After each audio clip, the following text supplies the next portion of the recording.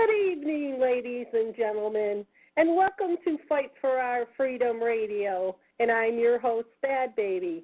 And I will say this is the original Fight for Our Freedom Radio because Badbaby's really kicked off tonight. I'm very, very, very, very, very, very, very angry right now, and I'm trying to be patient, but I'm like, I got one nerve left, and everybody's getting on it. I had to restore my computer before I could get in here, and I've gone through a lot of hassles with my computer, and I thought, well, I'm being perped tonight. I tried to get into my show, said my caller ID number is being used. So I tried going a different way, and I've done this before where I just would Google Badbaby Fights for Freedom. It pulls up my link. I click on that link and go in that way, and guess what? My link does not show up, and somebody has stole my name of my show. There's a guy out there. He's done 3 podcasts, and he's doing it. He's got a logo and everything, and he's doing it under Fight for Our Freedom Radio. He is on Facebook. He is on Twitter. He is on LinkedIn, and I went to his Facebook page, and I wrote, dude, you need to change your logo. I have been Fight for Our Freedom Radio for 14 years, and I posted up my posting that I send out. He deleted it immediately and blocked me from posting on his page. So, what a scum. Robert, what do I do about this? What a scum. Unbelievable. That's insane. I mean, my heart's just breaking. And I went over to his page. You can Google Fight for Our Freedom Radio, and it pulls up all this stuff about him. And the only link that shows for me is window number 2 for my holistic healing. This window don't show at all. Well, let me ask you something. Now, I mean, what do you think? Do you think? I was just going to say, bad baby, my bad girl. Sorry. When you get your website, that gets registered. That name gets registered for website names, right? Well, I mean, I'm on Link. I've been on Twitter for years under Right. Fight for Our Freedom Radio. So that, and but that on name, LinkedIn. right? But that name should have been registered, right? Did you have your name registered? I imagine so. Because that's. I can't believe he's doing it. Well, does this guy have a website? Just a website in general? You know what? I will copy and this is what I want you guys to do. Bombard his butt. Tell him to give Badbaby back her name and keep his hands off of it. Yeah, I'm so angry right now. I'm looking it up right now. Fight for Freedom Radio. Hold on. This is what it took me to. And he's got 3 recordings on here. Okay. Well, and then also when you go to this page, he's got right underneath the logo, Fight for Our Freedom Radio, he's got Facebook, Twitter, and I don't know what else. But you can go to his Facebook page and comment. You can go to his Twitter and comment. And he's actually got a logo with a fist and everything. I mean, he's already printed everything up, I guess. I don't know how to, can I put a copyright strike against him or something? I don't know how to do that. You can do that on YouTube without a question. But when I pulled you up just now, Badbaby, it's all you. I pulled you up on Bing, and it's got Talk Shoe, Call, Fight for Our Freedom Radio. It's all you. I'm looking at it, and this is all you. And this is the very first page. Scrolling to the next page. I want to see videos. Yeah. Now, see, I Googled it. So when I Googled it, it pulled up him, nothing about me. And usually, whenever I Google it, I'm first up there because I've had people, that I've called on the phone and said, just Google Bad Baby Fights for Freedom. And they went, oh, wow, I just Googled it, and you're the first one that pops up, You're the first one out of the top 10. Well, I don't even pop up anymore. It's all about him. Well, you're definitely popping up first on, everything's first on Bing. I should try, you know what, I'm going to switch this over to Google right now and see what comes up for me on my end here. Come on.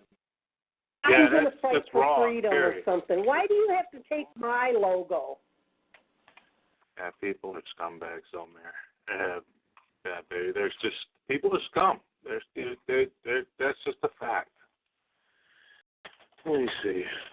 I'm just wondering if he saw or heard about me through the WSO conference and decided, or if he's a black op and decided to perp me. I don't know. Because if you look at this page, he started doing his shows right around the time the conference was. Yeah, see, even on Google, Bad Baby, I'm getting you. First thing that comes up, it's you. Brings you right to your site. Boom. And I'm using Google. Okay, it's coming up, and it's all you right now. Well, I put his link there, you guys. I would appreciate if you, if you're on Facebook, go over to his Facebook page and give him a stern talking to about what he's doing to Bad Baby. Tell him he needs to change his name and quit stealing my logo. I'm going to do a screenshot so I can send this to you, just so you know, because I'm on Google right now. And I'm trying to remember what. Okay, now my other bad news. Oh, here we go. I have, David Dobbs came up to me when I was leaving the WSO conference and said, hello, my love, would you please interview me? And he said, I really would love to be on your show, and I booked him for tonight. And I told him, I said, sure, I got somebody, because we had Marshall on, we had Marshall Masters booked. And I said, I can put you in on the 15th. That's perfect. He gave me his email address. He gave me his phone number, which I can't call because it's in Europe. I can't call Europe. Right. I don't have Skype, So anyways, I emailed him and said, listen, you're on Friday night, blah, blah, blah, blah, blah. I have not heard from him at all. Then I watched an interview that Steve did with him on Zoom a couple days ago, and he said he's back in Europe. So I'm thinking because he's back over there in Europe, he ain't going to call in on his cell phone for 2 hours. That's going to be long distance. So looks like Dave Dobbs isn't coming out here unless he comes back over here, or I figure out some other way to get him into the show. But he does want me to interview him, and I apologize for that, you guys. So tonight, I guess I'm going to just wing it, but there are quite a few things that I do want to talk about. I don't know if you remember when I interviewed Robert Guffey. Robert Guffey wrote a book about his friend that was perped by the military. God, I can't think of the name of his book right now. I'm so upset. But anyways, I will be interviewing him Monday afternoon for Deep State Blues on WSO. Now, I don't know if you guys watched the WSO conference, but if you did, you are a free member to the WSO page, the one that you have to pay to see our shows. So make sure you log in there. But I am going to try to see if I can also book them to come over here too. Then my second guest that I'm going to be interviewing, and that'll be Wednesday on Deep State Blues WSO, is, let me look now. I don't want to say his name wrong because I just met this man, and he is ex-CIA. And and he's a whistleblower, and he is going to be talking with me about, hold on, let me get to my friends list. Okay, his name is Stephen D. Kelly, and Kelly is Kelley, and he is going to be talking with me Wednesday about Tesla's technology that was stolen and how they're using it to intensify the hurricanes and direct them, and how they're using weather warfare against us. Yeah, and so I also asked. Go ahead. Oh, I was just simply going to say, yeah, I've heard the same exact things, and it sure seems like that, Harvey and Irma and now Jose have definitely been steered. That's my opinion, but it sure in the heck looks like Absolutely. that. I used to question that a lot. Right. Well, I have him booked for Wednesday on Deep State Blues, but I told him also that I wanted him to come out here and do a show with me on TalkShoe. So I probably will book him because I haven't talked to him. I've been so busy around here. I probably am going to book him for next Friday out here on TalkShoe. If somebody doesn't steal him over to their Fight for Our Freedom. Honest to God. At least I can laugh about it. I mean, what are you going to do, cry, right? I mean, that on his Facebook. When I posted it on his Facebook, I said, dude, you need to change your logo. I've been Fight for Our Freedom Radio for 14 years. And then I posted up my picture, and he deleted it immediately. Immediately. Yeah, he was scared. So I tried posting it again, and it said the administrator of this page has blocked you from posting. Yeah, it's a perk. I was like, I can't reach through this computer and ring his neck. I mean, come on, give me a break. Yeah, no class at all. No, I mean, you can't think up your own name for your radio show. Either he's stupid or he is a perp. That's all I can say. You don't think it's the name being identical to mine is going to conflict with our shows? Or maybe he's just trying to get people that are looking for my show to come to his show. I don't know. Yeah, or he just made a big mistake.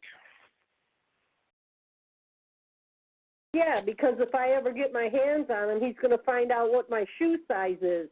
Because I'm going to stick my foot so far up his rear, he's going to be able to read my shoe size. Lordy Lord. Where's Peter when you need him? Where's Peter when you need him? Yeah, I'll send that old Dr. Peter over there to talk to him. I don't know. It just came in my head. I'm like, I used to tell people that lived after me, don't give me a hard time. I'll bitch slap you right back to your mama's womb. That's a long trip for most people. Yeah, you can fly back through them years of childhood. You think you'll be having a lifetime review. Yeah, no kidding, right? But anyways, next Friday, I'll have Stephen Kelly out here, and God, the guy is just fabulous. The stuff he knows, and he's an amazing been involved with the CIA. Well, ever since he was a child, because I think his parents were affiliated, and that's how he got into it. So yeah, he's got some interesting stories.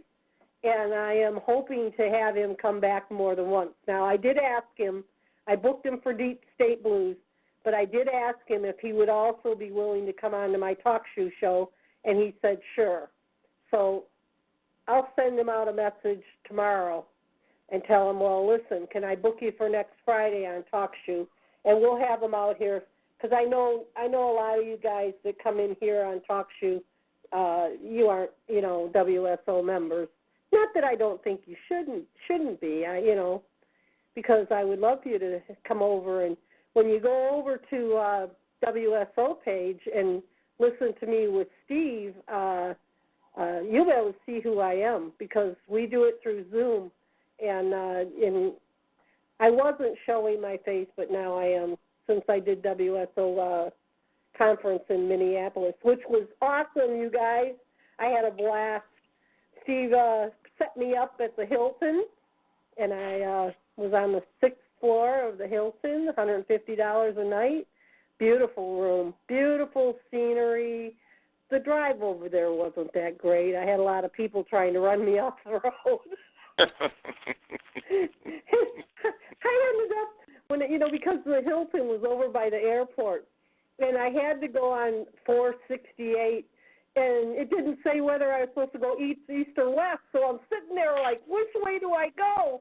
I pulled off the road, and I didn't know which way to go. Well, I went the wrong way, and then when I realized I went the wrong way, I was trying to get off on the exit ramp so I could turn around and go back, but no one would let me get off. So I just kept going from interstate to interstate to interstate. I must have got on 5 different interstates. Then I couldn't find a secondary road to get off on. So finally I got off, and there was no gas station, no nothing. All there was this church. Must have been God, eh? So this guy's putting all these kids on the bus. And I pulled up and I said, help me, please, I'm lost. I said, is there a gas station where I can get some help? And he said, pull in the parking lot now.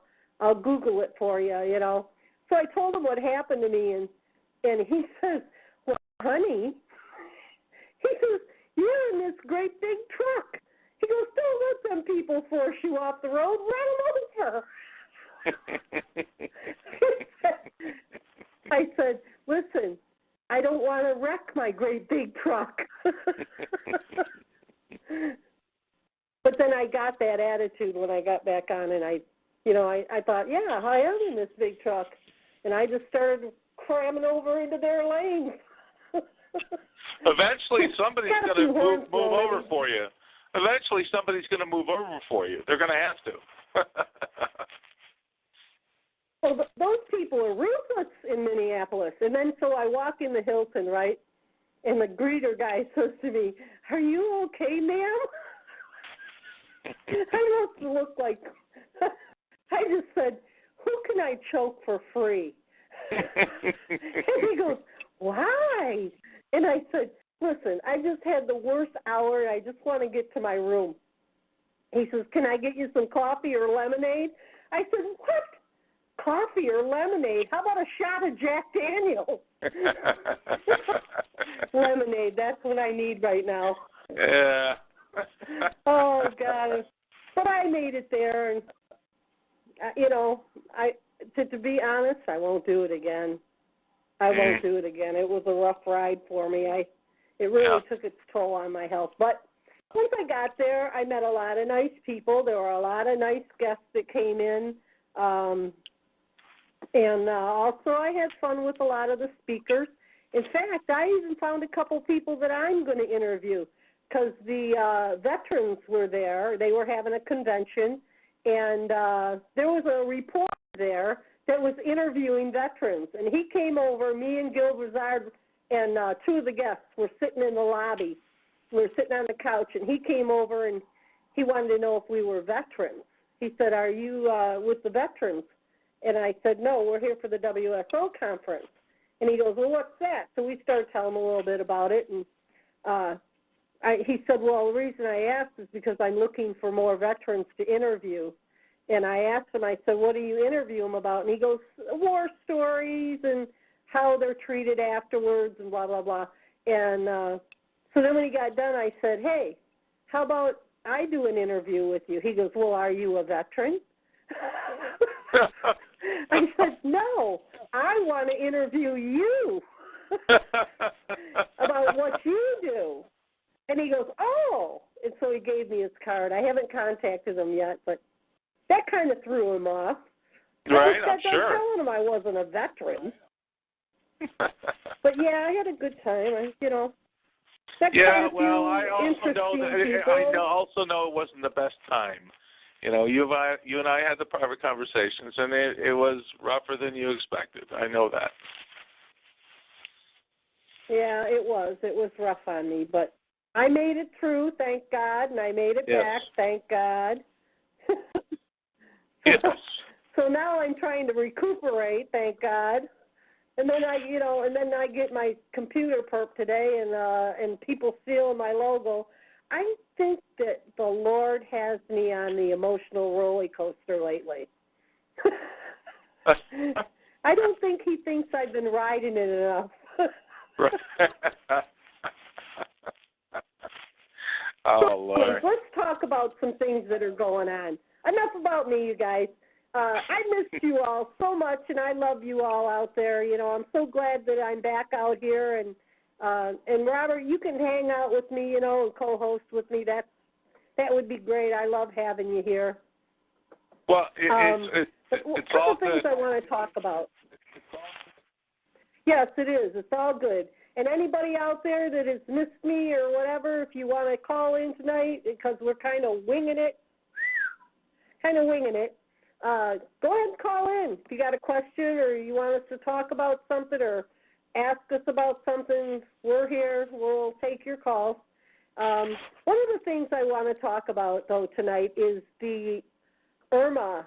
And also, we'll get over to Harvey in a few minutes because there were some things I found out today about Harvey that I don't know whether this is true or not, but it's kind of scary, the things that I'm finding out about Harvey.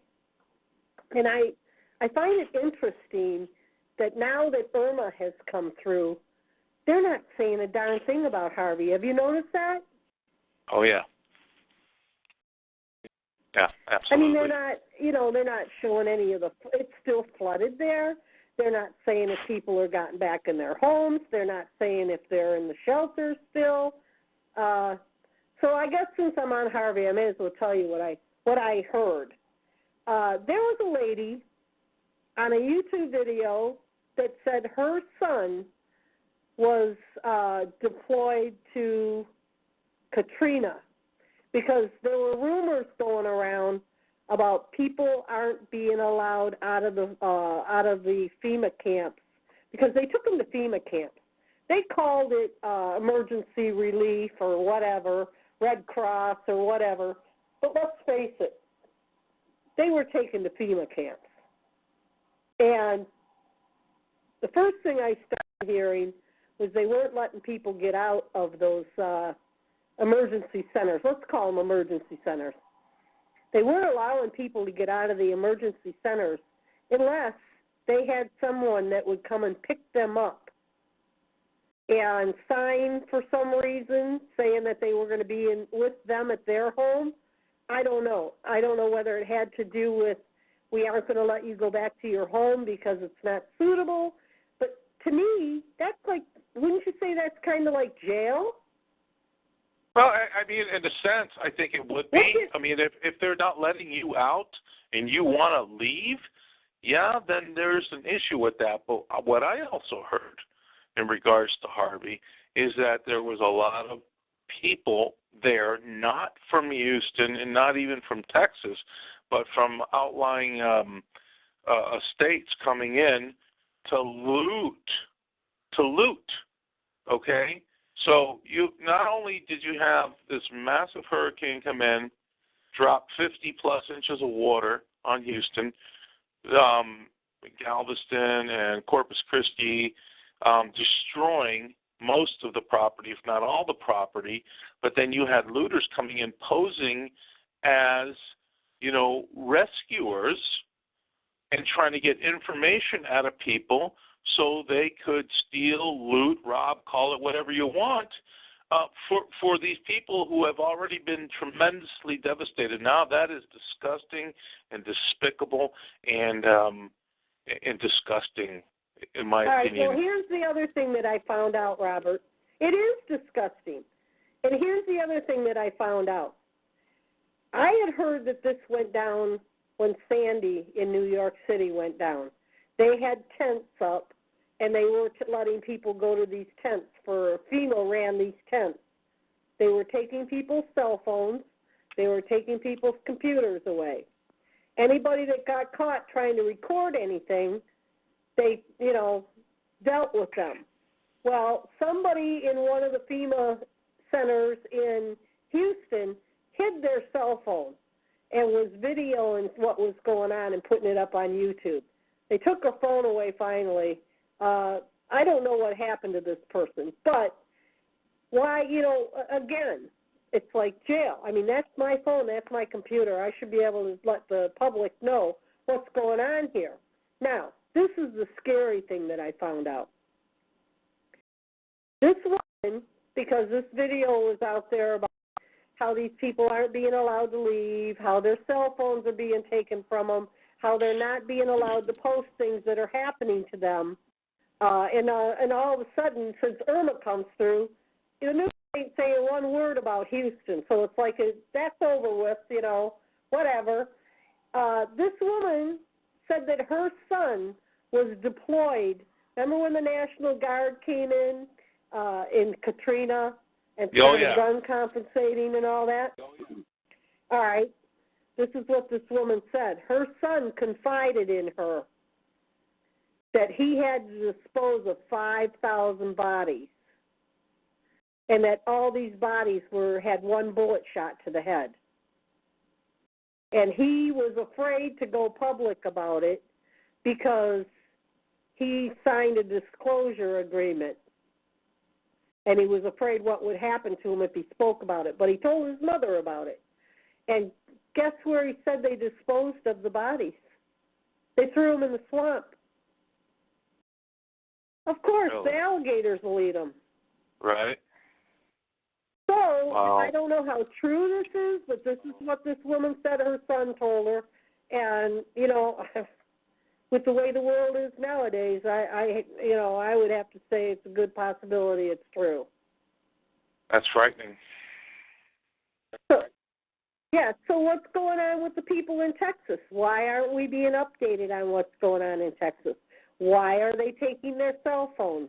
There was one video that was put up on YouTube where the homeless guy tells the news reporter that he asked him, why aren't you going inside? Why are you sitting out here during a hurricane? And he said, because they're killing people in there. And so they're like, whoa, we don't want to hear that. Whoa. But, why would that guy sit outside in a hurricane? He had a little dog with him. I don't know. All I know is if, like I was telling everybody at the conference, we have to be aware of these things. How many years have we talked about FEMA camps? How many years have we talked about what they're planning on doing to us, And I do believe that these storms are being directed. This is weather warfare that's being attacked onto our country to force people to leave their homes and force them to walk into these camps because they have no other place to go. And that is exactly what in 2006 Al Cuppett told me when I interviewed him. And for those that don't know who Al Cuppett is, he's the retired Joint Chief of Staff of the Pentagon, and we talked a lot about the FEMA camps, and he said when they start doing the roundup on people, they're going to make them so devastated that they're going to walk in there thinking they're going to get help. He said they're going to tell them, come here. You'll get a warm meal, a hot shower, and a bed to sleep in, and, you're going to be safe here, and blah, blah, blah. So, to me, it just seems like that's what's happening. Now, here's another thing that I found that was interesting. There's a, how I always talk about the Simpsons predict a lot of stuff. Mm-hmm. Well, there is a Simpsons episode, I think it's episode 16 or 18, I can't remember which one. But anyways, in this episode, he's running around yelling, it's the last days, repent, blah, blah, blah, this is going to happen. And it shows people floating on their TV set in the flooding, and and then they get rounded up and they go to an internment camp, and he says, we're in jail, and Lisa says, no, we're in a re-education camp. And basically that whole show, it kind of is like what's exactly happening. It's showing that people are devastated and they're being flooded out of their homes and they're going to these camps. And isn't that what's going on? Very well. And the other thing that, and that's why I want to have Stephen Kelly on, because Stephen Kelly says the same. I watched an interview he did a few weeks ago, and he says the same thing. He says that we are being attacked through weather warfare. That this is Tesla's technology, and that they have, I think he said 2 or 3 satellites up there that have laser beams on them, that they can hit the eye of the storm and generate energy into it and direct it and intensify it. Well, and isn't it interesting? I was just going to say that, they were doing this weather warfare modification during the Vietnam War. They were cloud seeding back then to dump enormous amounts of water on the enemy, so to slow the troop movements activities down, during the Vietnam War, so our troops could, maneuver, get in there, and, destroy the opposition. But I know for a fact they were using it back then, and that was, mid to late 60s into the end of the early 70s, and they were doing this. I know that for a fact. Yeah. And they were also spraying the Agent Orange to kill the foliage, and they didn't care that they were spraying it right on our guys. That's right. I had a guy down in Maryland about a year and a half ago that had cancer on his head from he was in Nam, and he was sprayed with the Agent Orange, and he had cancer, skin cancer, all over the top of his head. It was going down the front of his face, and he kept going to the VA hospital, and the more they cut on him, the more it spread. And just by chance, because I wasn't feeling good at 3 in the morning, I was on Facebook, and I asked him, what are you doing out here at 3 in the morning? And he told me, I have nightmares from Nam. And so we got talking, and when I found out he had cancer, I told him, quit going there, man. I said, they're making it spread, and I gave him my protocol for curing cancer, and there's a salve that I told him to use. It has grapeseed extract and all this good stuff in it. Do you know that I cured his cancer on his head within 30 days? He had probably about 12 sores.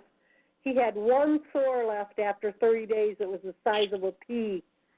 And I got him off his blood pressure medicine. He couldn't walk very much because his legs were all swollen.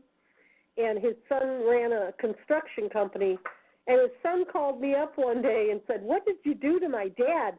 I said, why? Is he okay? He goes, I don't recognize him. He's running around here. I don't even know him. He's doing jumping jacks. He said all his sores are gone. He couldn't believe that, and I gave him a lot of essential oils to use, detox baths, and just healed him. Well, so, and I know. Yeah, I know. People got to realize. I know you know. I know. By the way, how's your mom doing? Oh, by the way, her scoliosis is completely cured. You're in the know. when you can cure somebody's scoliosis, when doctors tell you, yeah, your back is off by 66% degrees. In other words, scoliosis is that big giant S that runs in your back, which is debilitating, deforming. they tell you can't cure scoliosis, and then with the magic miracle cure, all of a sudden my mother's back is completely straight. Okay, so we know that the doctors, the pharmaceutical industry, are all complete phony, fake, lying sacks of you-know-what. It is a giant conglomeration to destroy humanity. NWO murderers is what they are. That's right. That's exactly right. And they don't even know they're trained New World Order murderers. Right, exactly. I was just going to say they don't even realize what they're learning is, because they think they're doing a good thing. They're going to school to be a doctor. They're going to help people. They're going to heal people. And they don't even realize that they're just a patsy. That's all they are. That's right. And they're a patsy. Badbaby, there's a friend of mine. He's a good man, and he's a doctor, right? And he believes in what he's doing. And he's also, he's got his pharmaceutical license. One day, he and I sat down, and I said, and I just call him Doc.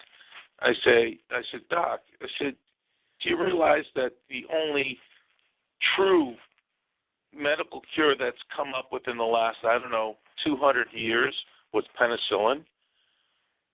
And I said, that's the only thing that only deals with, infections, right? That only deals with infections. Forget diseases. I said, forget diseases. That only deals with infections. I said, all these pharmaceuticals that are being concocted by these, mafia pharmaceutical organizations, they don't cure anything. They just mask the symptoms. And then that pill creates more symptoms than what it's supposed to be alleviating. And he looked at me, and he didn't know what to say. Because it was just so alien to him to even hear something like that, and he was like, "Well, that's not true," and blah blah blah. That's it. That's all you got to do. Look at the prescription and look at the side effects. Yes, one prescription leads you to the side effects. Then you go back for the side effects, and then he says, "Well, I'll give you this one for that side effect," and then that one gives you 2 more side effects. And the next, I've heard this from so many veterans that they're on a cocktail of like 14 different prescriptions. But one of the main keys about pharmaceuticals is take a look at the Illuminati card game. Oh, yeah. One of the biggest cards in there is the doctor. They show him with his needle and his sinister look, Okay, we're going to address what Guest 5 just put in the chat. 8 dead at Hollywood nursing home, left without power after Irma. We're going to get to Irma here, you guys. That was another thing. The first ones, Al said that they were going to manipulate and use to get rid of was the elderly. And you can't tell me. Now, I watched some of the live footage where they were talking about the doctors that went into that nursing home, and they said it was a mess, that people were dehydrated really bad. A lot of people were in really bad shape. You can't tell me, I don't care what's going on down there, that they didn't let it get that bad. Because that hospital wasn't far, and they could have gotten a hold of the hospital and had emergency care come in there. What do you think about it? I absolutely agree with you. I mean, look, hospitals have something called transport systems to get their, patients in and out when an emergency situation arises. So how come all these medical emergency systems, companies, whatever, weren't available to basically evacuate these people when this whole situation happened? That's the first thing I would ask. So where are all the transport for the elderly? Where are all the transports for the people in these, retirement homes who are incapacitated or whatnot, who simply have no means of getting out of there? Where are the transport systems? I didn't see any. Were there any available? I have no idea. I wasn't there, but I'll tell you what. Watching the video of those elderly people in what was it? In one of those caregiver homes, retirement facilities, with them sitting up to their knees or to their waist in water, tells me that there was no action in place. So I kind of have to agree with what you said, Badbaby. That what your whistleblower said sure seems to be true. That's all I can conclude to. I mean, that makes sense. Well, did you ever look at Did you ever look at David Green's interview on YouTube? He was the I may have. It's just been such a long time, and I've seen so many videos that I forget more information than I've learned. He was the head banker for the NWO. And all that. Yes. You're talking about.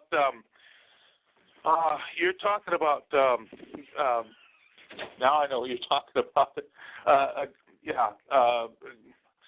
I'm forgetting his first name, but yes, Green. I know exactly who you're talking about. Yes, I thought his name was David. Was his name David? No. I forgot his first name, but yes, you're absolutely right. And yes, I had interviewed him like a half a dozen times when I was doing my show. Absolutely. I know exactly what you're saying. Is he available, Robert, for us to interview him? You think you could get in touch with him? I'd love to interview him. You know what? I think I may still have his email. Let me look this up real quick.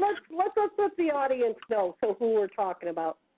This guy, he did a lot of banking deals for the NWO, and they wanted him to, really come into the group. They were like kind of just bringing him in, weren't they?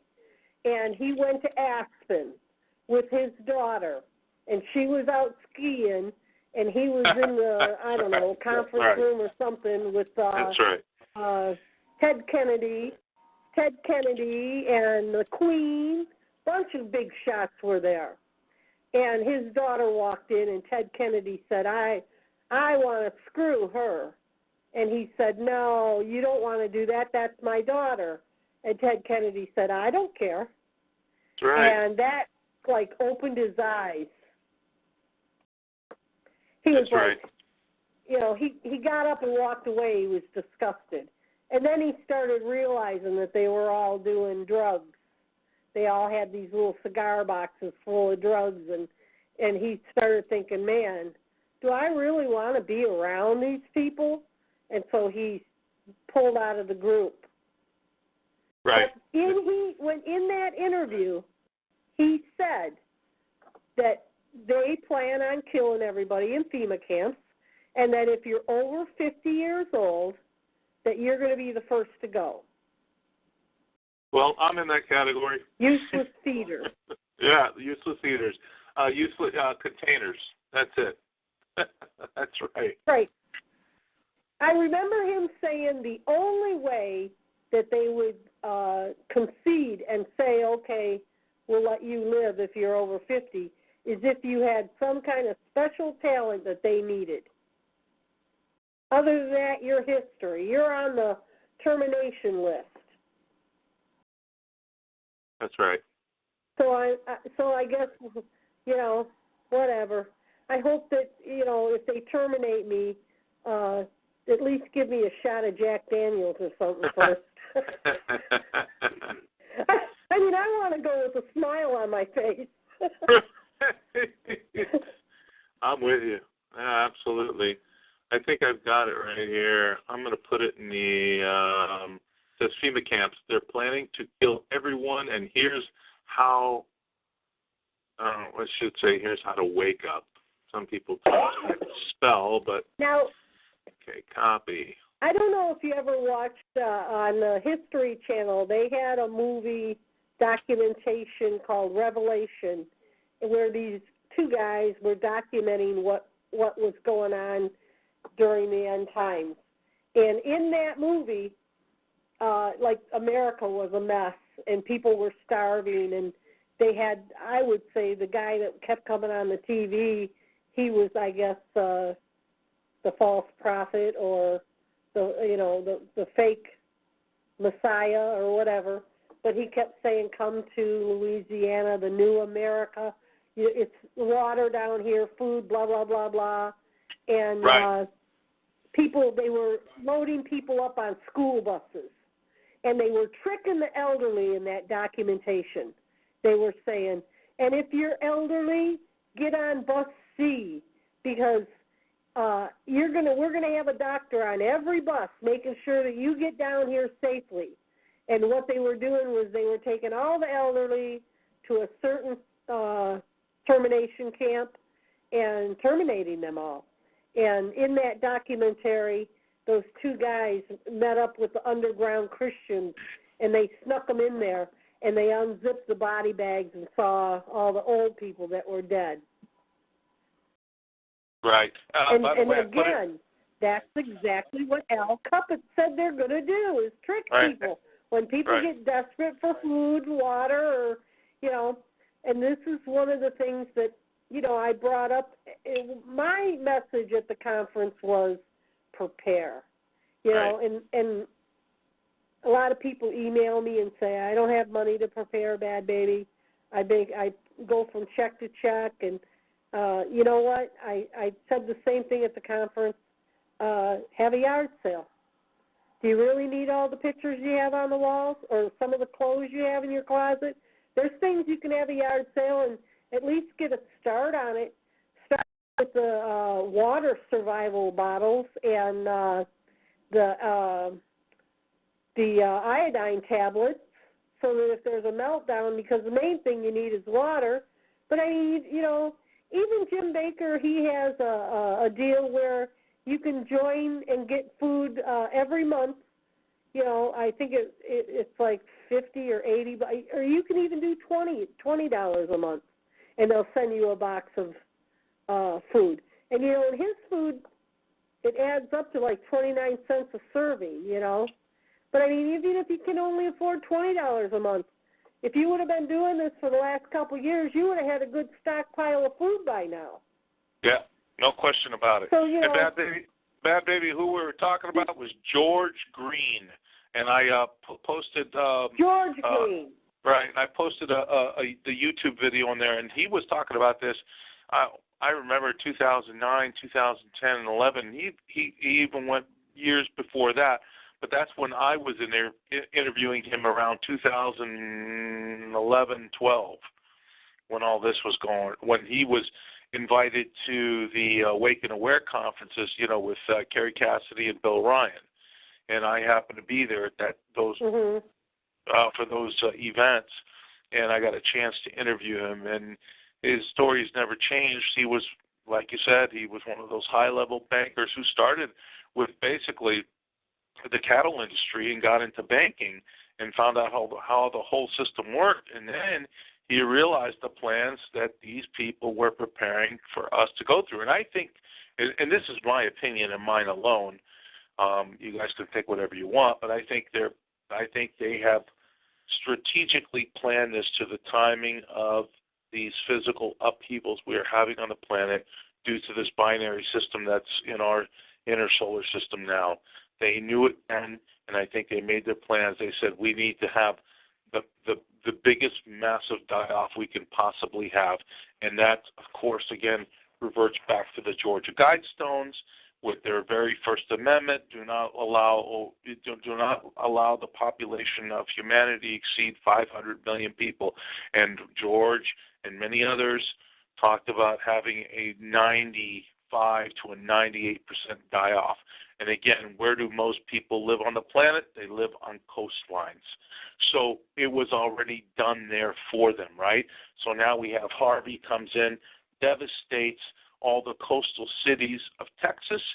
And again, like you said, where are all the videos? Where are all the people being rescued? Where are the videos of all the people who have come in to help the people of those coastal cities. I haven't seen any. All I've seen is devastation, nothing more at this point, except for the one video I talked about where you're watching these poor elderly people up in water up waist high, sitting there waiting to be rescued. So, there's a whole host of possibilities that could be going on here, but maybe that is part of their implementation into the plan. Some go to the camps, some don't. Like you just said earlier, rumored, not fact, that 5,000 dead bodies with bullets in their head have been basically thrown to the alligators. I don't know. I can't. I can't say I know that now, for that fact, was during but it Katrina, could be a said. Oh, okay. I thought you meant that was during the Houston, during the No, Harvey that was during hurricane. Katrina, she said. But her point was that they were confiscating phones and computers in Texas, and she said, what's going on there? Are they doing the same thing? Because all of a sudden we're not being told what's happening to these people. Right. And that's exactly my point. Yeah, that's exactly my point. We don't know what's going on. Now, I know that there was a lot of outside help coming in from the surrounding states coming in to help with the devastation, but again, we haven't seen any video. As far as I know, in the last week, I haven't seen one video of any coastal city of Texas come in with new information. But maybe I'm not looking hard enough, so I don't know. If any of you guys out there listening right now have a video of recent, within the last couple of 2-3 days, recent video of what's going on in those coastal cities, if you could post them in the chat, it'd be great, because I'd like to see what's happening. Yeah, I would too. I just put a link up in the chat for another thing that I found that was very interesting. I found this on one of the Nubaru web pages on Facebook, but it shows in a picture of a scene in The Day After Tomorrow, 2004, where 3 hurricanes right in a row, and this is what we have right now with Irma, Jose, and I don't think they named the third one, did they? I think Katia. I think it's called Katia. Harvey, Irma, and Jose. Well, there's also Katia behind Jose. Yeah. Right. So, it looks identical to the movie Day After Tomorrow. Except those hurricanes in that movie were gigantic. 3 hurricanes basically covered almost 3/4 of the planet, which, if it were to be something like that, forget about Planet X. That would wipe everything out. I think you're absolutely right, Robert. I think that a lot of the devastation that our country is going through right now, and in the background, I'm talking about weather warfare, but in the background, we still got North Korea with their playing games, So I really do believe all of this is to, number one, make people lose their property, homeless, and dependent on FEMA. Number 2, they're not letting the people go back to their homes. That's why they're telling people, you got to have someone come pick you up and sign saying that you're not, you're going with them. Well, like in my situation, I wouldn't have anybody to come pick me up. So, that just gives them a reason to contain and hold people. And number 3, where are you going to go if you can't go back to your house? That's exactly You're right. homeless, right? Yeah, so no, you're exactly right. And we have a pole reverse. You don't even have your home to shelter in. Yeah, no question about it. Not looking good. And I'll tell you something else. That look, when things seem so hopeless and people want to just give up, that's the time. You and I have had this conversation many times. When you pull yourself up by your bootstraps and do what you got to do. You know, most people don't realize that, you know, there's a food product that basically grows wild worldwide that is very nutritious, extremely nutritious, and actually tastes pretty good if you have a few spices to throw in there with it. It's called dandelion. It grows wild everywhere. Yep. Do you know how much nutrition and vitamins dandelion has that you can actually, and look, if you know how to take two sticks together and start a fire and have a pot and maybe with some potable water, that's food that you can pick off the side of the sidewalk. It grows wild everywhere. That's an edible plant, and there are many more edible plants. But my point is that if it comes down to this, what I have talked about, that there's total coastal inundation worldwide, okay? There are going to be a lot of people that are going to survive that. It's not going to be an instant wipeout like they love to portray in movies like in 2012 or like the movie Knowing with Nick Cage.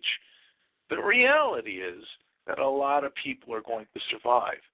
It's those people that we are all going to have to help to cope with this situation that has taken place. Exactly. And Marshall Masters That's one of the things I covered at the conference. Exactly. You know, and the thing is, Robert, what good is the pictures on your wall, extra clothes, or if you got two cars and you really don't need two cars, sell one of those cars for a couple grand and start stocking things up.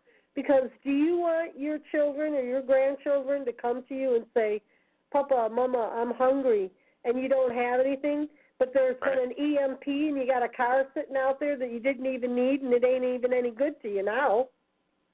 Yeah, it's scrap So metal. you got to think it's about scrap these metal. things. Yeah, exactly. You know, a lot of people don't realize, too, that pine needles are very nutritious. That's if you right. take pine needles and boil them in water, that's pure vitamin C.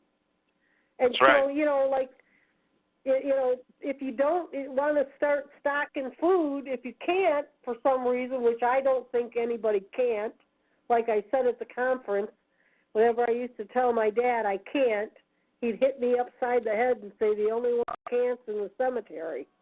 That's right. So you need and also, you made a good point, pine needles. There's also something else that the pine tree gives you called pine nuts. Now, you never wonder why pine nuts are so expensive at the store? Because they're very hard to collect. Because you have to break each one of those pine cones up, you know, and within each one of those hard, you know, fibrous shells, there's a pine nut.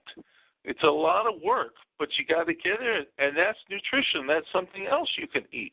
There's so many things that this planet gives us that we can eat, that we can survive all this. But the biggest thing, besides going through these events and eventual event, which was quoted as a coastal global event, who's someone I follow through Cliff High's work from the Webbot report, and it's always been in the background, it has always been there, and it's never changed, and his observations never changed to that, but his ideals have changed, but from what I've read in his work, that's always been there.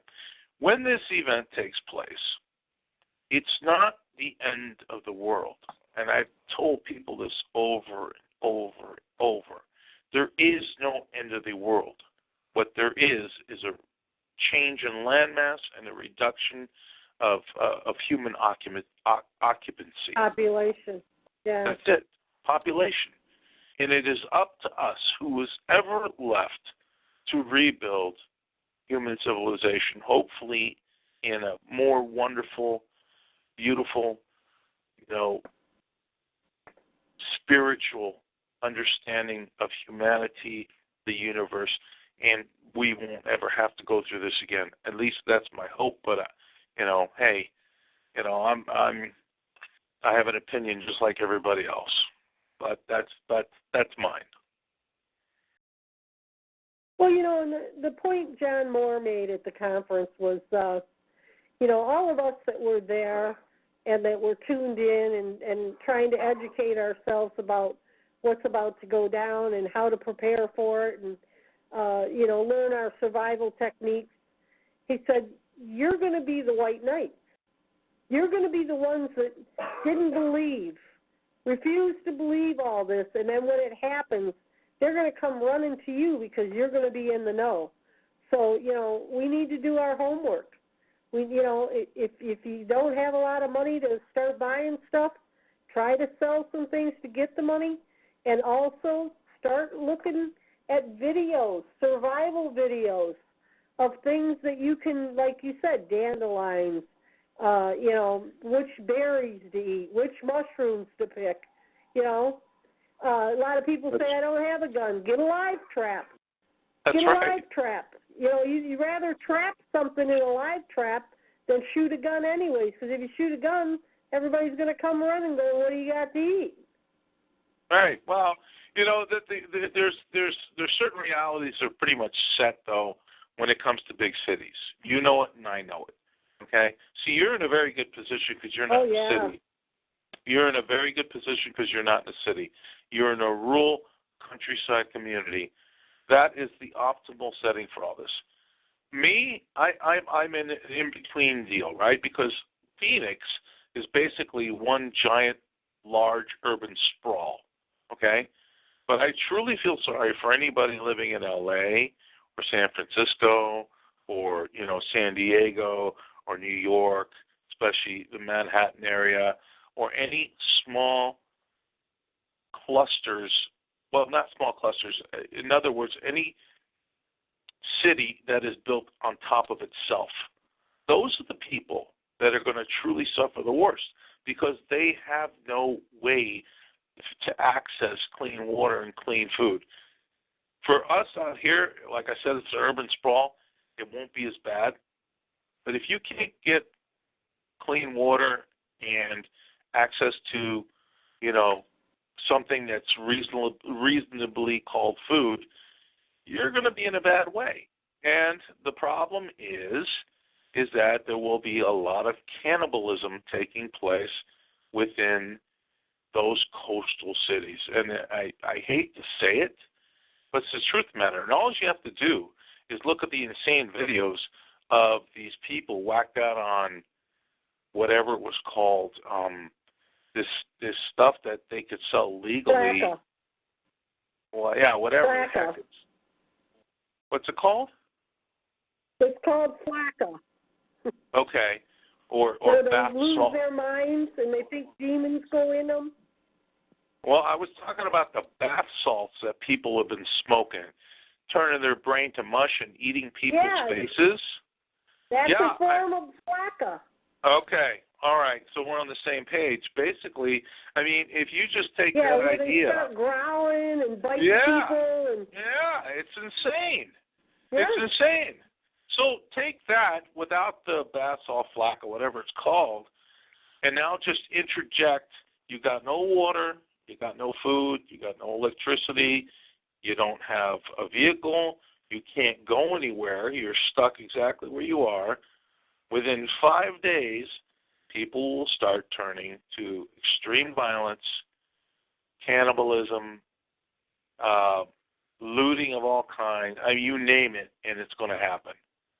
And that's what, unfortunately. That's why, Robert, it's best to hunker down where you're at, board your windows, board your doors, and hopefully you'll have emergency supplies in there where you can just stay in there till the worst of it's over. Yeah, I agree. Don't you think? I agree with you. I absolutely agree with you. And one of the things I've always said, Badbaby, is that, your FEMA camps and the government aren't going to be your worst nightmare. It's going to be your own neighbors. Because when you have a neighbor who's starving and they have children to feed, they're going to do anything possible to get that food to them. Whether it'll be their last meal or not, regardless, they're going to want to get that food to them. That's going to be the true nightmare, unfortunately, because we turn into, well, we revert back into an animal state almost in a sense when it comes to survival. It's that flight or fight instinct that takes over for a good portion of people. Good night, Guest 5. Thank you for tuning in. And yeah, good night. We need to look to the Father within. Make sure you come back next week. We're going to have somebody out here real interesting. So I understand. Definitely. Go get some shut-eye. Don't worry. I won't be here next week to bore you, so don't worry about it. You know what? I'll definitely get a hold of George. I will definitely get a hold of George, see if he's still around. And if he is, I'll try and get him on the show. I don't think he'd be opposed to it. That's for sure.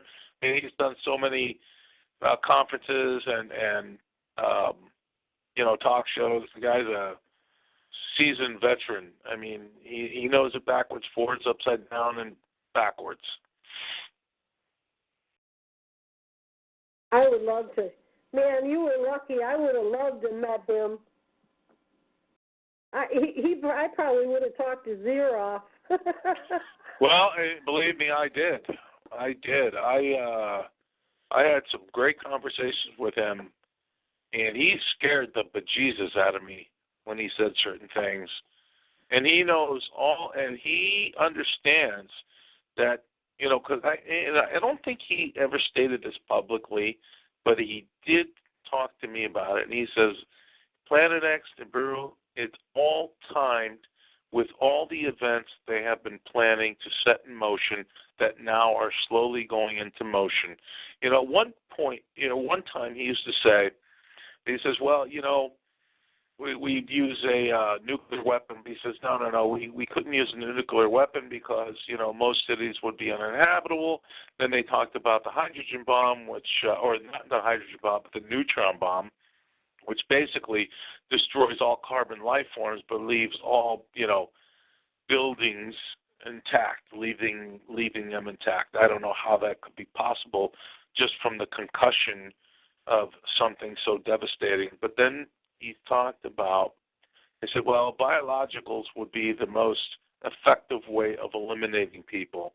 And he talked about AIDS and how that was a man-made deal, and I absolutely know that for a fact, and I believe that after all the research I've done on it. But then he says, probably the most effective way to wipe 90% of the people off the planet is by something interfering with Earth's magnetic field and shifting the planet to a certain degree, having enough water, come out of its basins to wipe out all the coastlines. That would wipe everybody out. And that's when he started talking about Planet X, Nibiru. And he is also a contactee, by the way. And he wrote a small handbook that he gave out for free. He gave millions of those copies out. On his own dime, he printed them and had them handed out, and I got one of them. I don't know where it is, but I know I still have it. But his interaction with the Pleiadians... Well, you're going to have to dig that out. Yeah, I'm going to have to find it. And now that I'm just drudging up out of old memories now, that he was one of the guys going way back to the early 80s or even late 70s who was involved with Billy Meyer and getting his information out, the Pleiadian contacts, and the Pleiadians made contact with George in regards to having him print out this small handbook. And I think it was I'm trying to remember the name. Paradigm for a New World, I think is what it was called. And basically that we are all, everyone here, is here for the specific reason to go through these changes and shift the planet, shift the thinking, and shift the world into its new millennia. It's transformational division from the fourth world to the fifth world, or third to the fourth. I don't remember exactly, but it's shifting change, the thought process, and eliminating the lies, the deceit, the hatred, the denial, everything that we've been going through and everything that we've been trying to break out of. This is why this shift takes place, and it takes place every 3,600 years or so, because whether we like it or not, we have to evolve as a species, and the higher conscious beings that who we are that are inhabiting these containers have to shift the thought process in order for us to evolve as a species. It's pretty intricate and pretty involved, but man, that guy has information like you wouldn't believe. And that was another guy who sent me on the course of, my transformational shift in thought process of what we are, who we are, and what we're doing here. And it all has to do with our higher friends upstairs who are all here watching these events unfold because they want us to succeed. They don't want us to fail. Yeah, sure, there's the ones out there who are just observers and couldn't give a damn about us. And they're the ones who have been controlling us, a very small amount of them, who have, dug their claws into the human construct and for whatever reason they want to control us.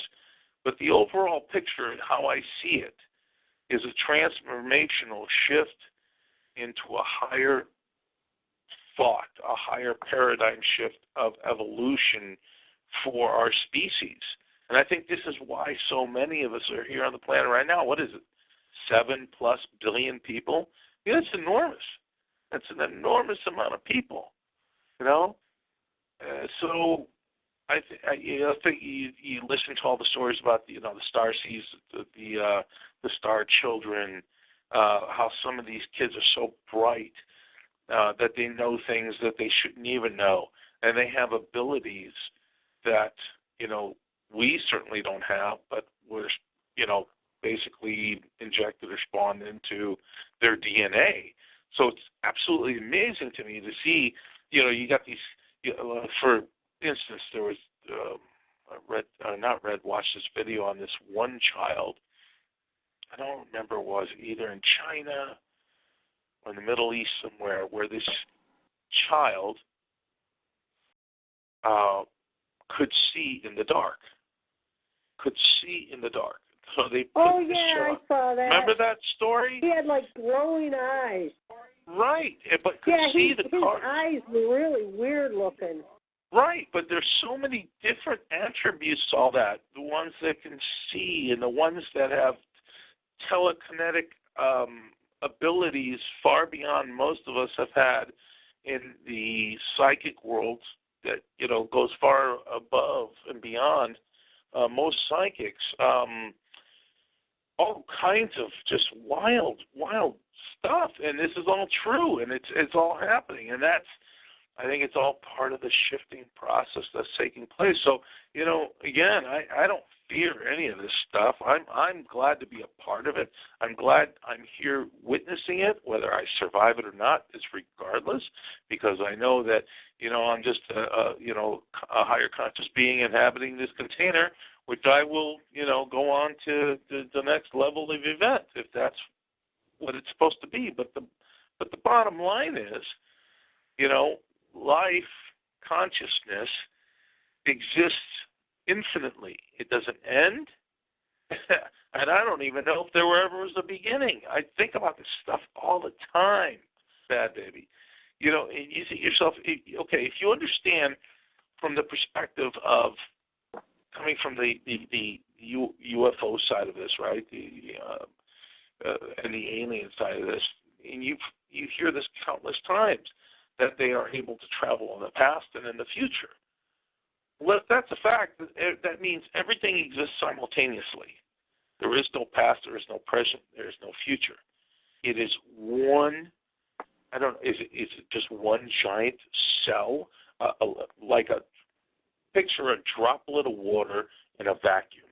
What does a droplet of water in a vacuum do? It turns into a circle, a toroid, right? And it exists in that vacuum. Are we that one drop of water existing in that vacuum, existing simultaneously, past, present, future?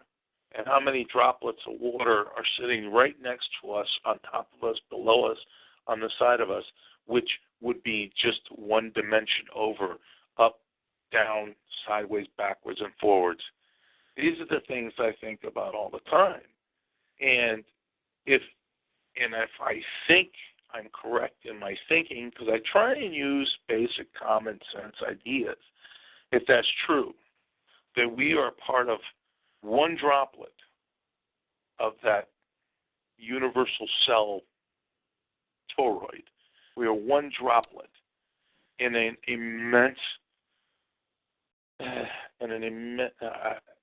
immensity that is so beyond our scope we can't begin to comprehend, even outside or even just inside our little bubble. And isn't it funny that people use that terminology? Well, I live in my own bubble. I live in my own world. Yep. The scope and thought. You know what interests me? Have you ever been in a bad automobile accident? Yeah, I've been in a couple couple accidents in an automobile. And, you know, when you're in an accident, this is the thing that amazes me. The reality, changes. I don't know, like you're looking at a movie and it goes. You ever notice that? I know exactly what. Slows down or something. That's right. Time stands still, exactly, because I've gone through that several times myself. It's like watching it all happen in slow motion.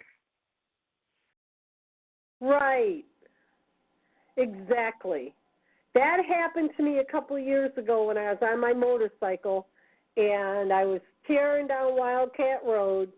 I was going probably about 75, 80 miles an hour, and I had telepathic communication from my husband, and he told me to slow down, back out of it right now.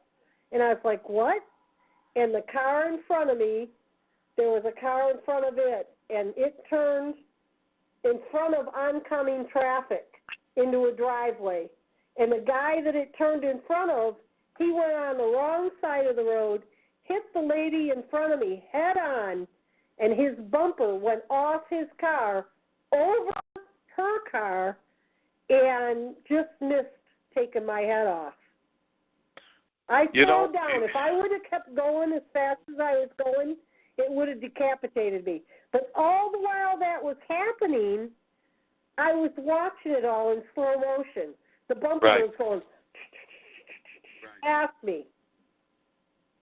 I know exactly what you're talking about, because it was almost a similar experience for me. But the accident never happened because I had a vision of it happening before it took place. I had gone home to pick up something. I don't remember what it was. We were playing cards that night.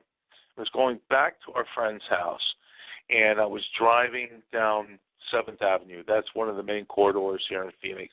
There's 7th Avenue, Central, and 7th Street. I was heading down 7th Avenue, passing Bethany Home Road, when all of a sudden, about halfway, and just so you know, each block is about a mile from light to light.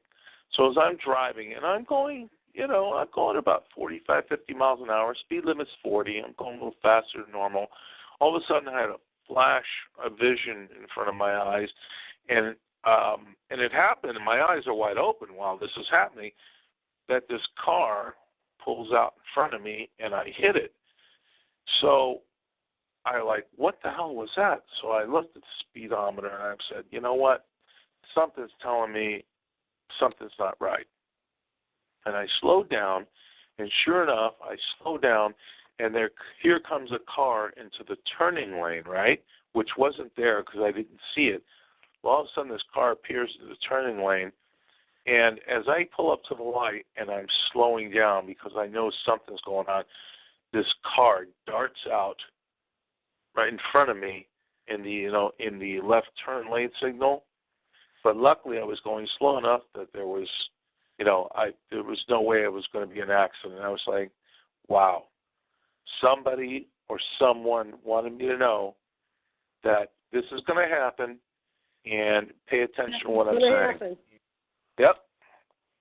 Right. And avoided the whole circumstance. It was amazing. Well, I've been in a few. I was in my girlfriend's car. I was in my girlfriend's car, and we were waiting for someone in front of us turning left. And there was a left-hand turn lane, but the woman wasn't in the left-hand turn lane. And the woman behind us was looking at stores or something, and she rear-ended us at 60 miles an hour. And I remember when that happened, I remember looking over because I saw the girl that was driving our car look in the rearview mirror like, oh, my God, you know. So I kind of got a little bit of a warning that something was going to happen because of the look on her face. But I remember when she hit us, we both was kind of like flew up in the air, like, and, you know, it was like, again, like watching it all in slow motion. Right. We were just flying in the air. Like, I remember I hit the windshield and then I landed back in the seat. But it's like time stands still or something. Exactly. I don't know. Time slows down. Time slows down, Badbaby. It's exactly what happens. You know?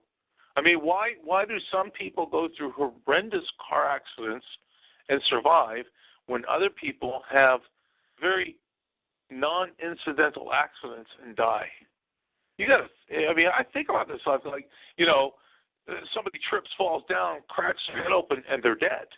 Yet somebody has a massively severe car accident, which we've seen many, many times, and they walk away unscathed without a scratch.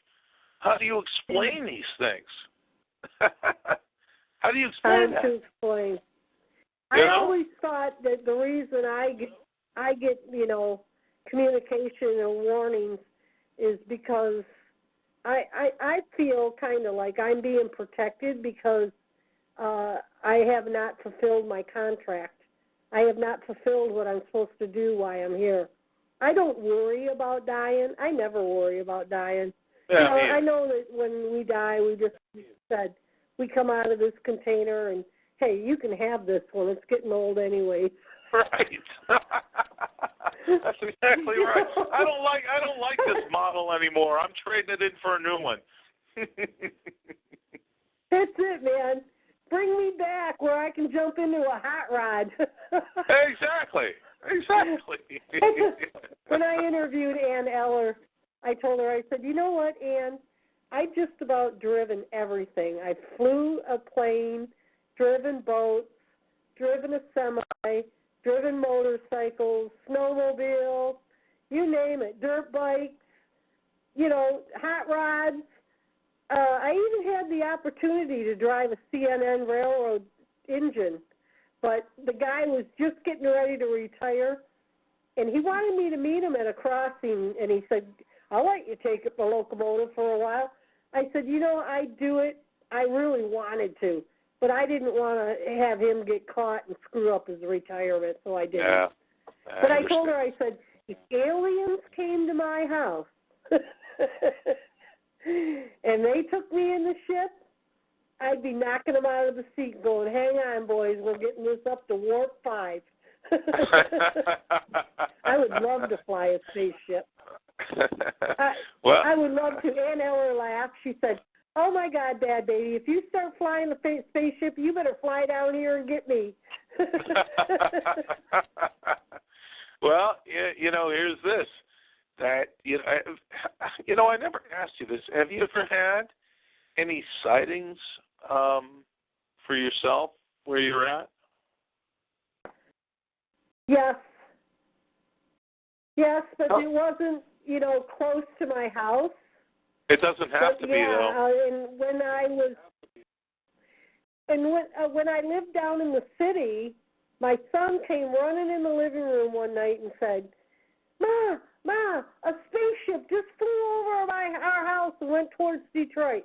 And we laughed at him. We went, oh, yeah, right, ha, ha, ha. You know, and then the next day on the news, because I don't live far from Selfridge Air Force Base, right?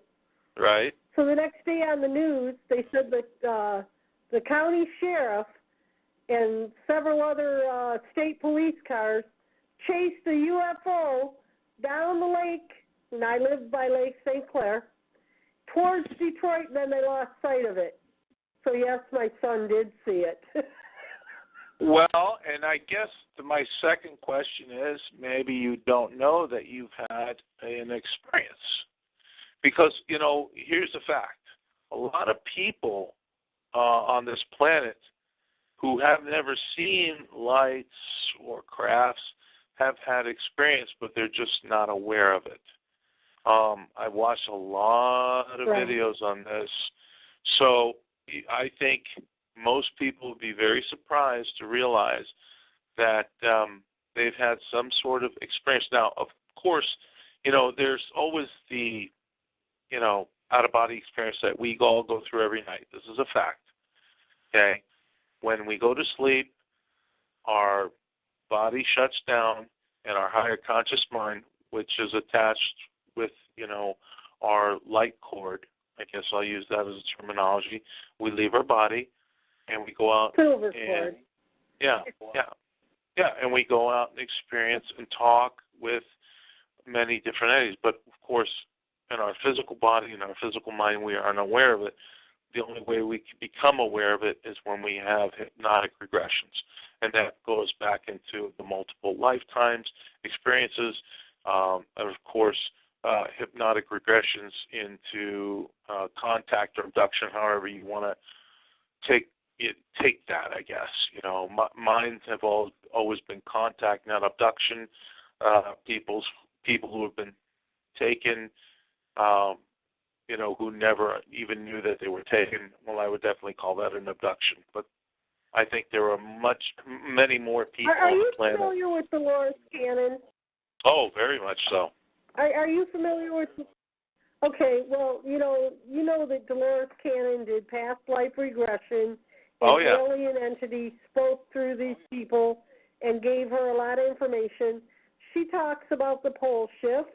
Yes. And she says that this is a big event. This is what they told her, that this is a big event for many, many, many galaxies, not just our solar system, but solar systems far beyond our reach.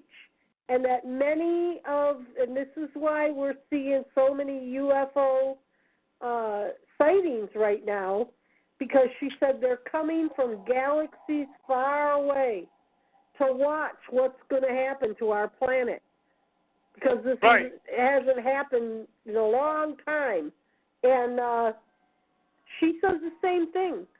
Some of them want to help us, but they're afraid of us because they don't understand why humans are so violent. Exactly. And that's the part of the channeling sessions that I had done with my channeler on my show. And I asked them outright one time, the entities I was talking to, I said, why are you so afraid of us? He says, because you're violent.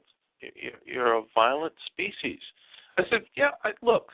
You see, you're grouping everybody into that. I said, a lot of us aren't violent. He says, yes, you're right. You are not violent. But a good percentage of you are violent. Why do you think we're so afraid? We're spiritual beings. We're spiritual. Our thought process is on enlightenment and spirituality, not war and destruction. And, I thought about it for a while, and I said, you know what, you're absolutely right.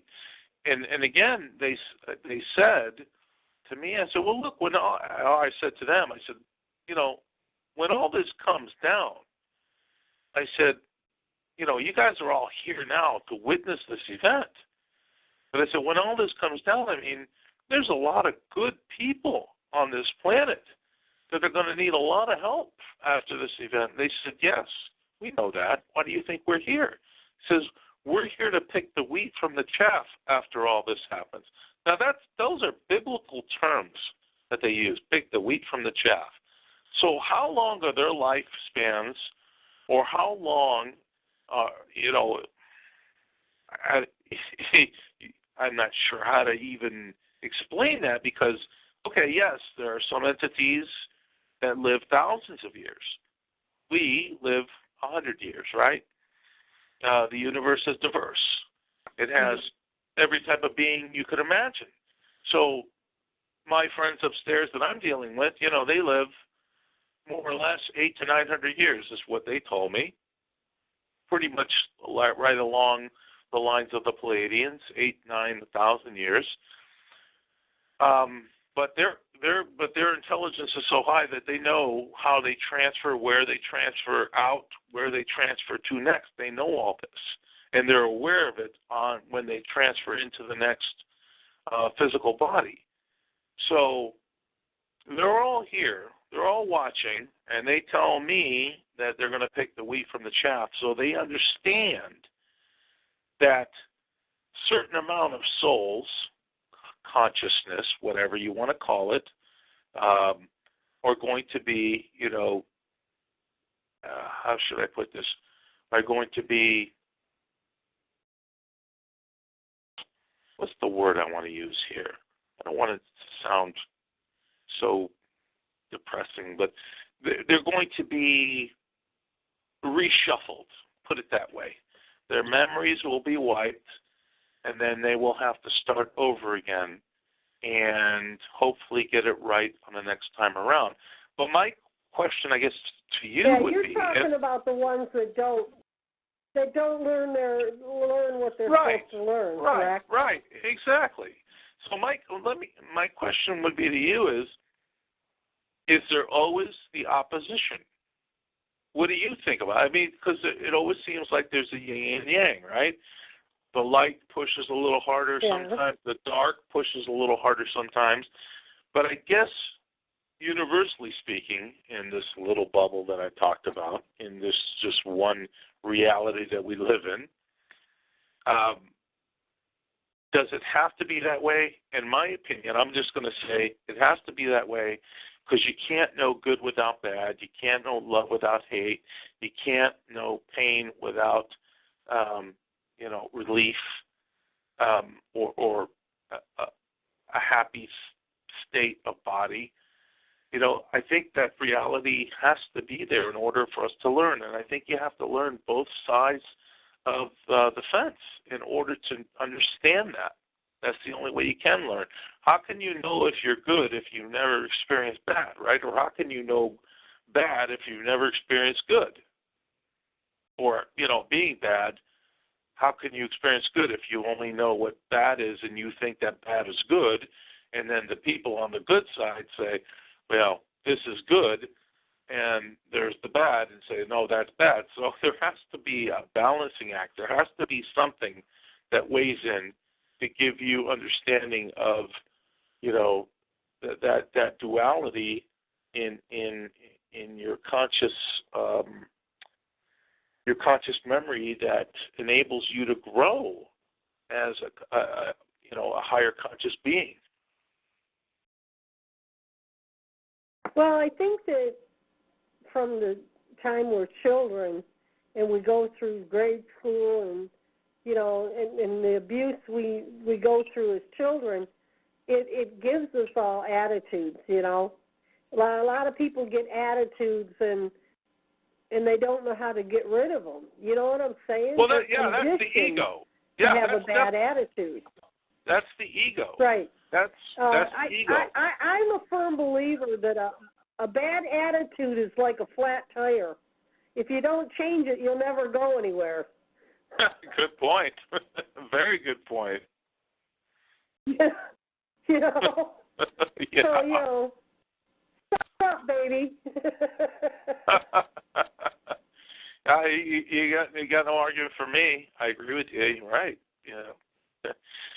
It's an overwhelming thought process for me because when I think about these things, I start to go deeper, and then my brain starts to fry. I'm like, oh God, I can't think about this anymore because, you know, for the one, my conscious mind can only comprehend what I can comprehend. I can expand a little more, or at least try, but we are stuck in this third-dimensional plane in these physical bodies, which we don't realize that we escape every night to go have a little relief and probably a little pleasure with many, many friends that we have made throughout multiple lifetimes in this little universal bubble that we live in anyway.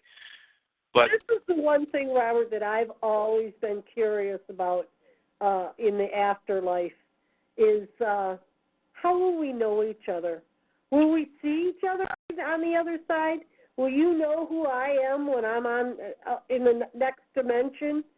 How do I find you? Will you find me? Right. We all know who we are, and we all know everybody else in that dimension, at least as far as what I've read and learned from much more intelligent people than me. But we cling or connect to soul groups, and these soul groups aren't small. They're very large, dealing with thousands and thousands of higher conscious being souls. That's what you want to use.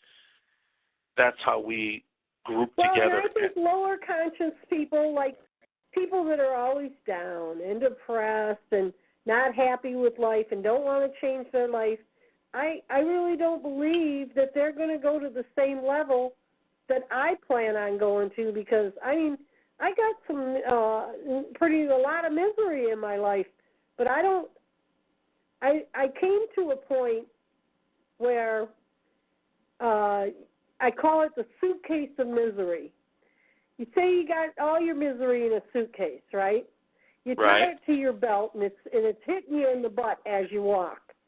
Why do you want to keep opening it up and looking at it and relive it? Well, here's my thought. You know what I mean? Oh, yeah. I know exactly what you mean. But here's my thought. You got to release that. Otherwise, you're just going to carry that pain for the rest of your life. And those are the people that walk around and go, poor me. I've had this happen and that happen. You know what? You want to sit down and have a few beers with me? I bet you I can top every one of your poor me stories. Agreed. That's what I was basically going to say. Just like in this physical life that we're living, there's that old saying, Badbaby, so below as above, so below. And I think it means exactly what it means. Think about how many people you tried to help in this physical life, right? People who were insecure or inadequate about their own lives for whatever reason, down in their luck, just unhappy souls. And you say, hey, what's the matter? Can I help you in any way? If they want to truly help themselves, they will make that leap forward when somebody's putting out their hand to give them that helping hand. Usually, though, what happens is they end up biting your hand. Or trying, the old adage, give them an inch and they take a mile. It works exactly the same way. These are people who are trying to desperately break away from their egoistic behaviors, that they don't realize that they're falling into their egoistic behavior. They've lived this their whole lives. They don't know how to break free. Somebody comes around once in a while and tries to help them break free of that. Now, either they take your hand and pull themselves out of the mud, the muck, or they put themselves right back in it. It's one or the other. So there's those cycles. 3 days before my husband died, he was in the hospital. He was yellow as a banana. His eyes were as yellow as a banana, and he was in a lot of pain. Right. And I said, you know what, Doc, you need to get out of that bed, and I'll take you for a walk down the hall in a wheelchair, and just maybe see a smile on your face again. He looked at me and he said, I'm never going to smile again in this lifetime. That's what he said to me. So I took him down to the window, and we were looking at the park, and I said to him, I said, Doc, I want to see you smile. And he said, Mayor, I'm done smiling from this life. I said, oh, no, you aren't. I whipped that wheelchair around, and I started running down the hallway, going from side to side, and I was yelling, Dr. Moe, Dr. Larry, Dr. Shirley.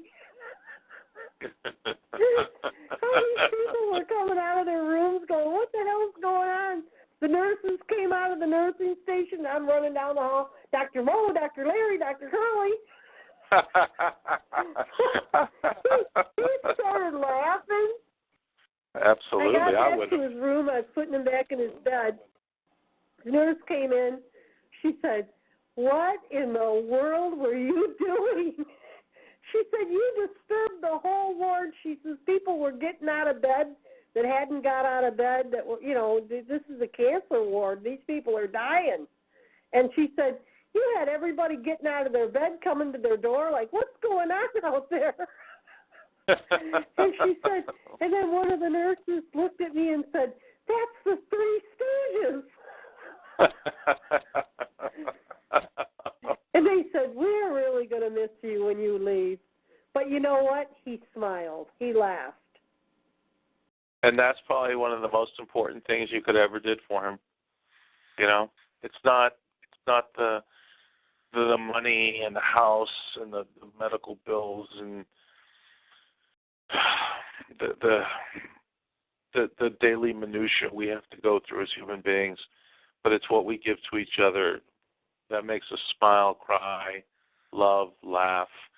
Those are the things that are most important, because those are the things we take with us. That's what counts. Not any of this. All these billionaires, who live this life of luxury and lavishness, they don't understand. You can't take any of that stuff with you. It doesn't go anywhere. No. It's only what you create the memories of in your life is what you take with you. The love, the laugh, and the bad, the hate and the pain. But that also is part of your growth. And I hope that's the thing that I wish people would really get. That it's the memories. That's what you have. My father used to say this to me, God bless his soul. Died on, today, 3 months now. June 15th, July, August, September, 3 months he's been gone. And he used to say, life is a box. Yeah, life is a box of memories. It's what you have and what you take with you upstairs that counts and matters. That's it. Nothing else. Well, when we get to the other side, Robert, you'll have no problem finding me. I'll be the chick riding the Harley on the smooth blacktop road, having a blast. I kind of figured that already. I'll be like, I'm paging Badbaby, and here will be this this hot little chick with fiery red hair and a Harley saying, "Did somebody call me?" I went over here to the county offices to pay my taxes on my property, and I was on my motorcycle, and the one guy over there, the clerk guy, Dieter, he comes out and goes, "Wow, man, I just love this motorcycle. I had one just like it. My wife made me get rid of it." And, he's all over my bike. And I said, "Well, Bill, if I had an extra helmet, I'd throw it on your head and throw you on the back and make you my bitch." Every time I go in there now, everybody says, "Are you here to pick Bill up and make him your bitch?"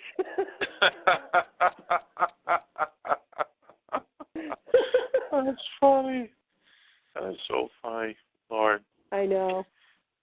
But I always joke around with them when I call over there, because I live on the corner, and the people across from me perp me, so they're always throwing their garbage in my yard. And, one day when we had a windstorm, I had their salt bag up in my tree about 40 feet up, So I call over there, and I says, "Bill," I says, "you got to do something about these people." I says, "The front of my property is starting to look like the city dump." And he goes, "Well, I'll go over and talk to him." He went back and called me up, and he says, "Oh, my God." He goes, "That woman over there," he said, "she's out of her mind." He said, "Every other word was F this and F that. That ain't my effing garbage." And I started laughing. I said, why do you think I sent you over there? I told her, I said, I don't even want to deal with her because I know what she's like. So whenever I got a problem with them, I call over there and I go, this is Gladys Kravitz calling. I got a problem with my neighbor and Abner isn't home. Well, you know, the funniest... So now they all call me Gladys Kravitz over there. You know, the funniest part of all this is that those poor perps over there, those who are perping you, have no clue how many times they're going to have to come back and repeat class. That's the funniest part. They're clueless. They have no idea. They have no idea. That's the really funny part of all this. So, I know. You know, who gets the last laugh? They've poisoned my animals. They've killed my animals. They kill a lot of the shrubs, you know, the lilac bushes and that. And those are all God's creations. So when you destroy something like that, and here's the kicker. They don't even realize that I pray over my property. I stake my property out with Scripture, and I give this land to God. So when they come into my property and vandalize and destroy, they're destroying God's property. So Sure. they got to answer directly to Him, not me, to Him. And, you know, I sure wouldn't want to be in their shoes. Let's just put it that way. Well, you know, all he's going to do is say... Somebody that I met at the UFO or at the WSO conference is actually driving to my home Monday to bring actual stakes that he wood-burned Scripture into it, and he's going to stake the property off, and we're going to pray over it. So, That's I mean, wonderful. I got the whole world praying for me. I got double whammies coming left and right. Well, you definitely have a good friend here on the West Coast, my friend. You definitely have a friend here. You know, you and I have had some conversations, not to share over the airwaves, but I know. And you know, we've talked about it, and it's like you are doing exactly what you need to do to graduate to the next level. You, me, and everybody else who's in awareness, that's exactly what we're doing. That's why we're here. This is why we're so awake and telling everybody, say, look, these things are happening. Wake up. You know, just shift your consciousness a little. Be a little more giving. Have a kinder, more gentle attitude towards people who are not living in your disposition in life. Have the ability to have sympathy and empathy for people, because this is a shifting of consciousness. There are those who are willing to do it, and there are those who refuse. And you know, like I mentioned earlier, you know that, Robert. My life has not been none of our lives is a cakewalk.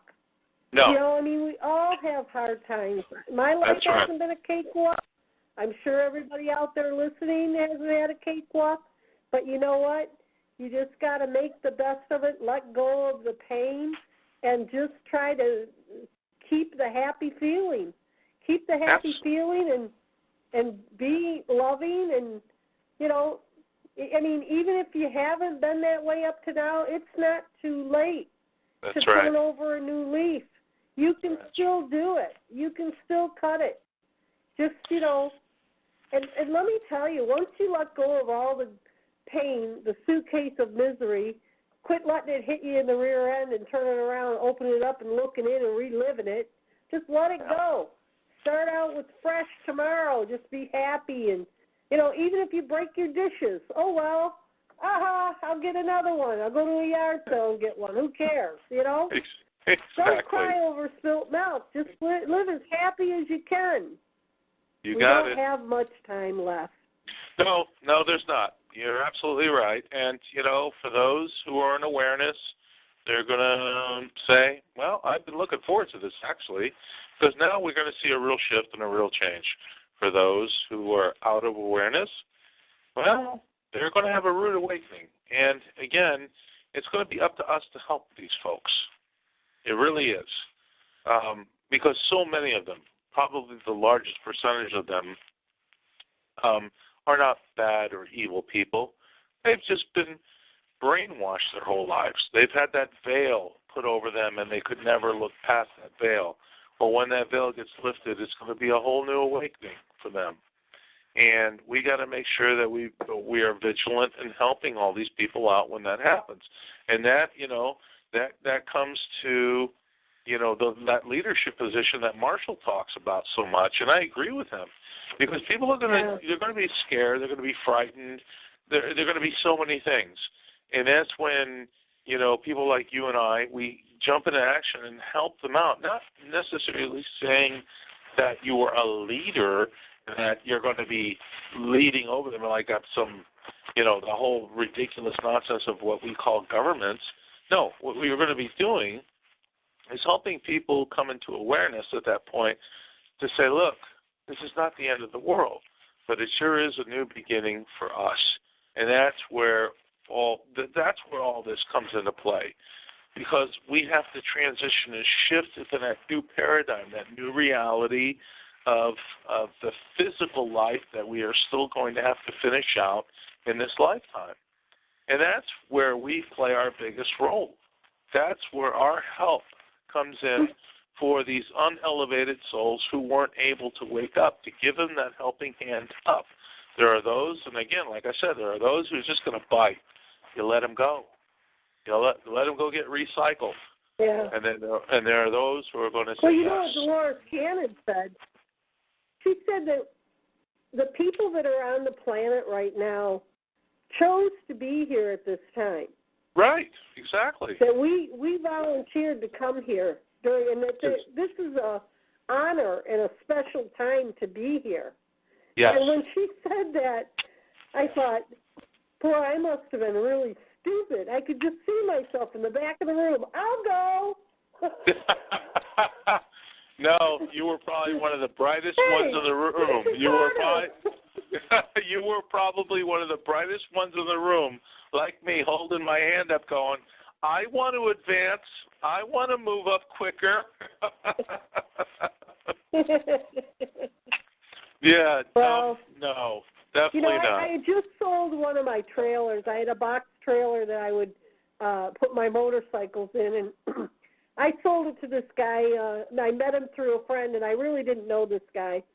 And while he was here, taking my motorcycles out and putting them away and blah, blah, blah, we were talking, and I was asking him if he knew what an EMP was. He said no. And so I started telling him some things, and he was like on the edge of his seat listening to everything. And I started telling him things that you can do, survival things and that. And I said, well, if there's a disaster and you need help, just come over and I'll help you get through it. And he said, this is what he said to me. And this is the first time I ever met this person. He said, if I can get in. I said, what do you mean if you can get in? He goes, you're going to have a line at the gate. And that's true. And it is true, especially because of your location and, the rural community that you have.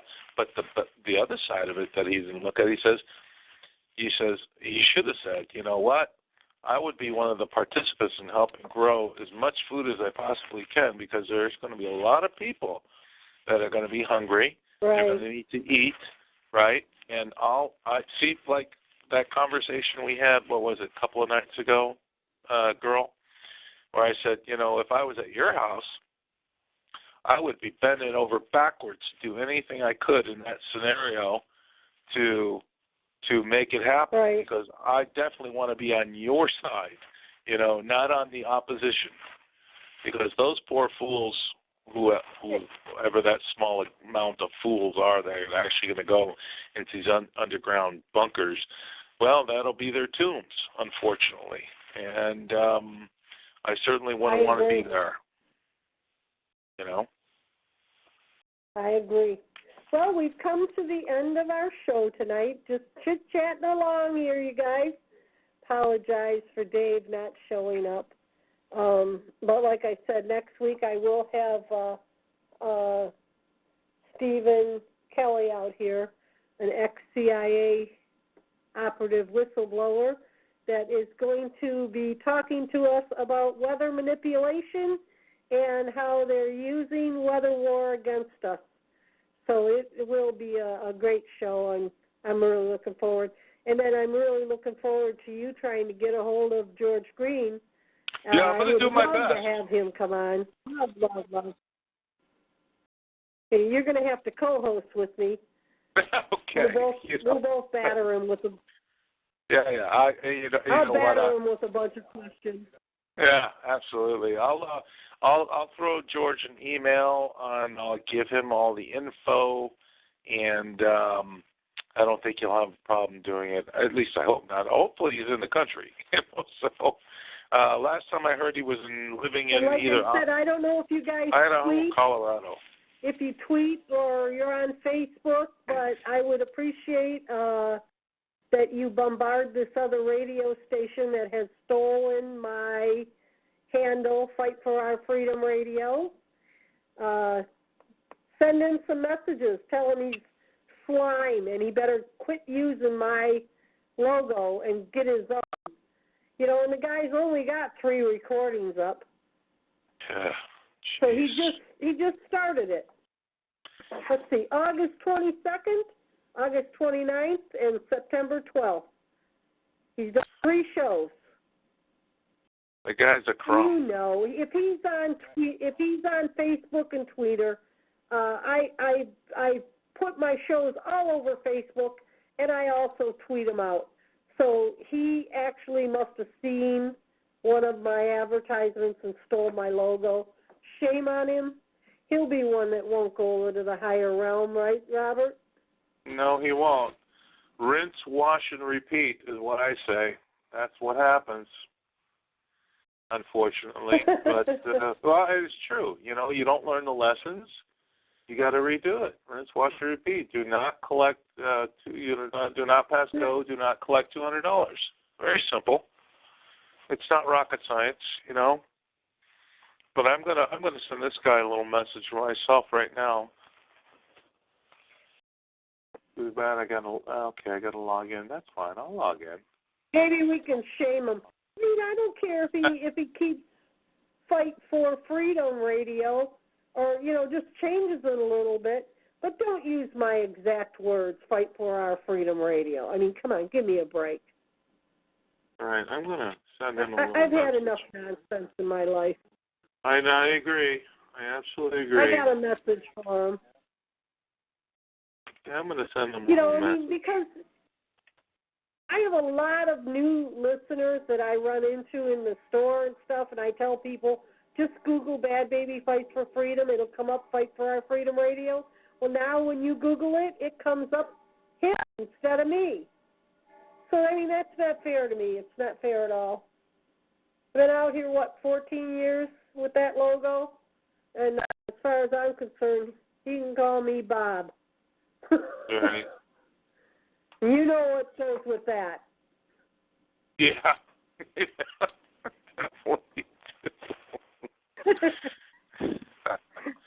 I'm going to be nice and not say it tonight. Okay.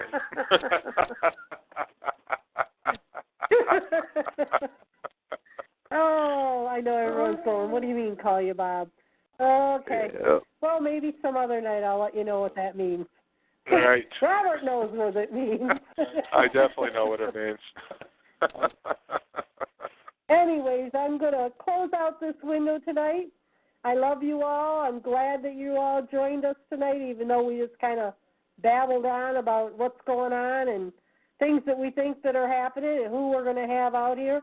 I am so glad to be back out here with you all. I'm better now, and I'm glad that you guys didn't give up on me and think that I croaked, because I didn't. Well, the reason they know you didn't croak is because he said, Robert's going to be hosting, so I'm not dead.